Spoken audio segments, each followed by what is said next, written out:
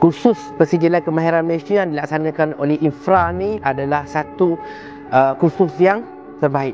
Okey, di mana ia adalah sangat benefit dan sangat terbaik untuk pengusaha homestay, supaya pengusaha homestay ni dapat meningkatkan lagi dari segi pengetahuan, kelayakan dan seterusnya menjadi satu karier utama di dalam kerajaan.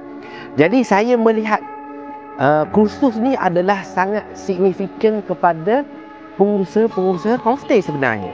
Jadi inisiatif daripada Infra ni sebenarnya saya sangat-sangat menghargai. Okay?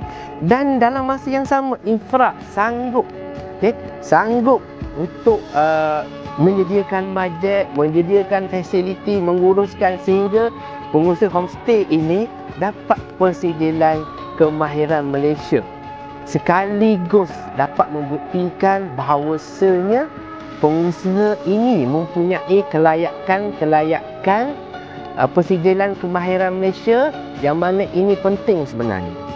Jadi saya melihat apa yang dilakukan oleh Infra ni sebenarnya adalah satu pelaksanaan yang baik. Dengan adanya persijilan ni yang dilakukan oleh Infra, okey, pengusaha-pengusaha ni rasa semangat, okey, kesinambungan dan rasa begitu yakin. Jadi saya sebagai alumni mengucapkan jutaan terima kasih kepada Infra dan seluruh pengurusan dan kaki tangan terlibat kerana sudi menyediakan perancangan pelaksanaan kursus ini sehingga berjaya.